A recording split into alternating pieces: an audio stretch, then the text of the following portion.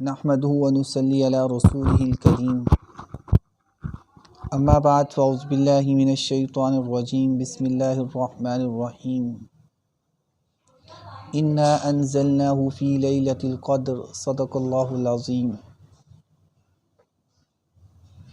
محترم سامعین، عمومی طور پر یہ تصور کیا جاتا ہے کہ رمضان المبارک کے جو اندر طاق راتیں ہیں، یہ جو لیلۃ القدر کی رات ہے، یہ 27ویں کی رات ہے۔ آپ دیکھیں گے مسجدوں کے اندر بڑا کثیر تعداد میں لوگ اکٹھے ہوتے ہیں اس رات کو اور اللہ کی عبادت کرتے ہیں۔ تو یہ جو تصور کر لینا کہ بھئی یہ رات متعین ہے، یہ بات درست نہیں ہے۔ میں اس رات کے حوالے سے کئی باتیں کہنا چاہتا ہوں۔ ایک بات تو یہ کہنا چاہتا ہوں کہ اس کو لیلۃ القدر کیوں کہا جاتا ہے۔ مفسرین یہ بات لکھتے ہیں کہ قدر کا ایک معنی تنگی کا ہے۔ اس کا مطلب یہ ہے کہ اس رات میں آسمان سے زمین پر اتنے فرشتے اترتے ہیں کہ زمین تنگ پڑ جاتی ہے۔ اس رات اتنے فرشتے اترتے ہیں کہ زمین تنگ پڑ جاتی ہے، اس لیے بھی اس کو قدر کہا جاتا ہے۔ میں یہاں پر ایک اور نقطہ ذکر کرتا چلوں۔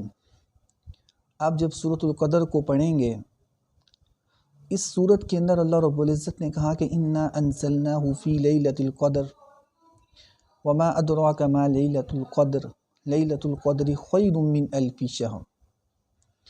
اللہ رب العزت نے لفظ قدر کو 3 مرتبہ استعمال کیا ہے۔ قدر کہنے کا ایک مطلب یہ 3 دفعہ قدر کا لفظ استعمال کیا۔ اس کی ایک بات تو یہ ہے کہ یہ صاحب قدر کتاب ہے، جو صاحب قدر رسول کے ذریعے سے صاحب قدر امت تک آئی ہے۔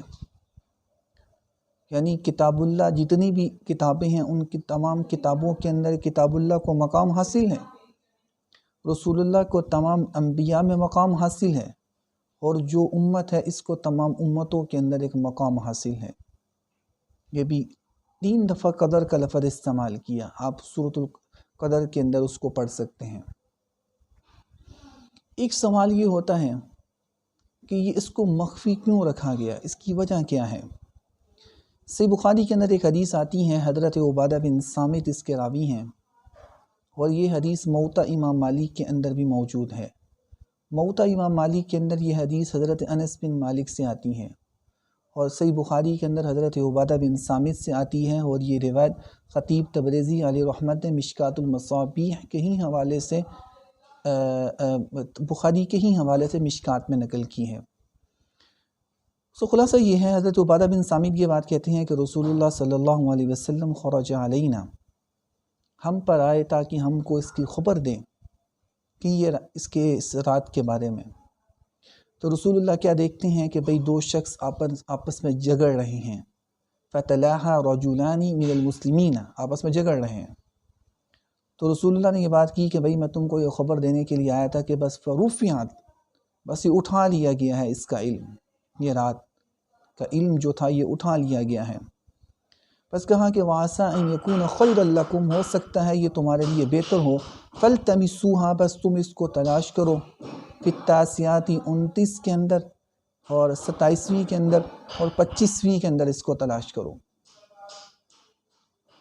حالانکہ اب دیکھیں اس سے یہ بات بھی سمجھ کے اندر آتی ہے کہ جھگڑا کرنا کتنی بری بات ہے، اس سے نعمت اٹھا لی جاتی ہے۔ وہ لڑ رہے تھے تو یہ نعمت تھی لیلۃ القدر کی رات، یہ اٹھا لی گئی ہے۔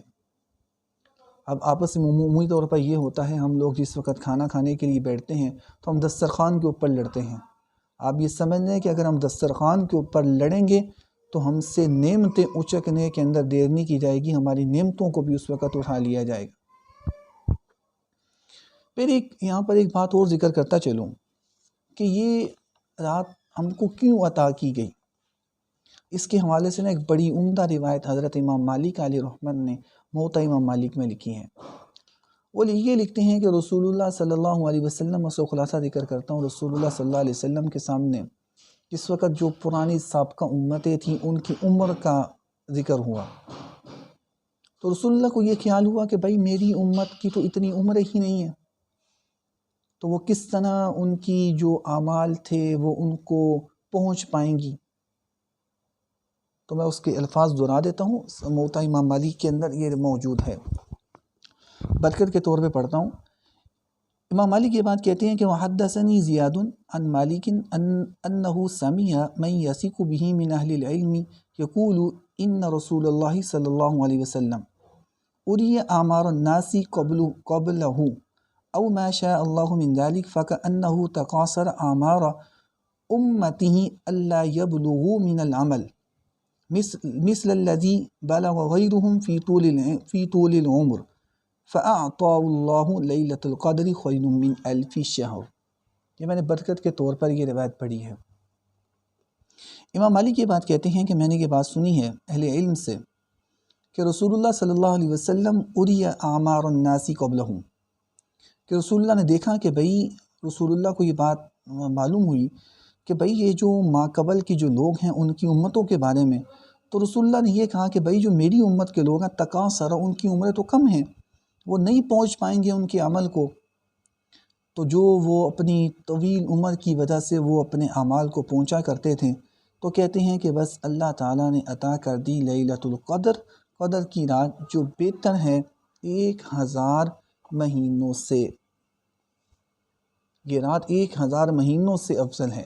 جیسا کہ رب العزت نے یہ بات کی کہ خیر من الف شہر، خیر کا مطلب ہوتا ہے بہتر، الف کا مطلب 1000 ہوتا ہے، 1000 مہینوں سے یہ رات بہتر ہے۔ اس کی میں نے آپ کو یہ بات بھی بتا دی کہ بھئی یہ رات کیوں مخفی رکھی گئی۔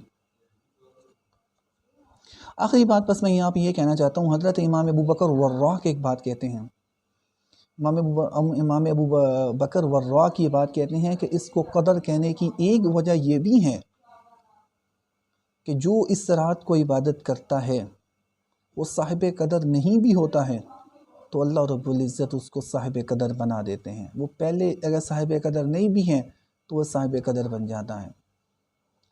اللہ رب العزت ہم لوگوں کو اس رات کی صحیح طور پر قدر کرنے کی توفیق نصیب فرمائے۔ میں نے آپ کے سامنے جو صحیح بخاری کی روایت رکھی اس کے اندر میں نے یہ بات کہی کہ فروفیان کہ رسول اللہ یہ بات کہتے ہیں کہ اس رات کی جو تعیین کا علم تھا وہ مجھ سے اٹھا لیا گیا۔ تو اس کے حوالے سے علامہ بدر الدین آئینی حنفی نے عمدۃ القاری کے اندر بحث کی ہے۔ عمدۃ القاری کے اندر وہ یہ بات لکھتی ہیں کہ رسول اللہ سے ہمیشہ کے لیے اس کا علم اٹھا لیا گیا، تو وہ کہتے ہیں نہیں، اسی سال کے لیے علم اٹھا لیا گیا تھا۔